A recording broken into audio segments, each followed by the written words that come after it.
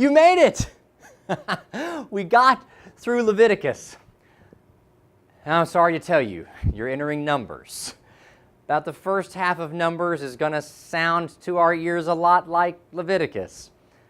But there are going to be some stories about the wilderness coming up. Numbers is a curious name for the book. In Hebrew, in the Hebrew Bible, it is called In the Wilderness. That sounds much more appealing to me than a book called Numbers. But in Greek, in the Greek Bible, when they translated it, the Old Testament into Greek, they used the word Numbers because there's a census at the beginning of this book and toward the end of this book that kind of frame it. They're also interestingly obsessed with counting at other times in the book as well. So in Greek, they called it Numbers. That's what we have in our Bible. The book can be divided very evenly between its law passages and its story passages. You might say the first 10 chapters, up through chapter 10, verse 11, are the Sinai chapters. Beyond chapter 10 to the end of the book are the sojourn chapters. Within those sojourn chapters, the book divides again into chapters 10 through 21. You find the people of God north of Mount Sinai. Chapters 22 to 36, you find them in the Jordan Valley, getting closer and closer to that promised land. Three themes to pay attention to as you read through the book of Numbers. You hear about the disobedience of the present age, those who left slavery. They have been unfaithful to God. God is deeply disappointed with them. We hear their names in that census in chapter 1.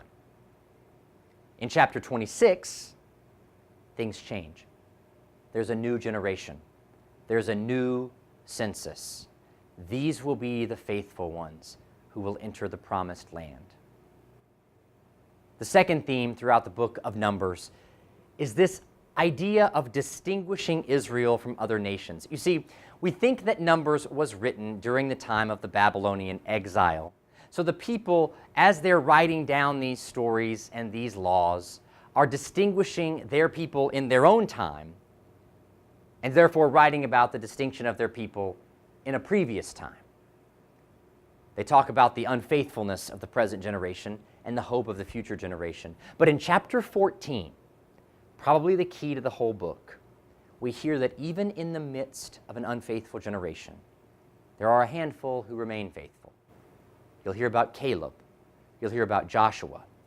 You can imagine the people in exile, taken there because they believed they had been unfaithful to God, writing this book down and saying, even though we are in the midst of an unfaithful generation, surely there is a Caleb and a Joshua among us who will remain faithful until a new generation is born to carry us back into the ways of God. Lastly, there's this interesting blessing. It's called Balaam's blessing. It's going to be in chapters 22 to 24 of Numbers. Here again, we hear a theme all the way from back in Genesis chapter 12. This notion of God's sovereignty, God's commitment to Israel, and how through Israel, all the world will be blessed. So Numbers, distinguishing the people of God for the purpose of blessing all the people of the world.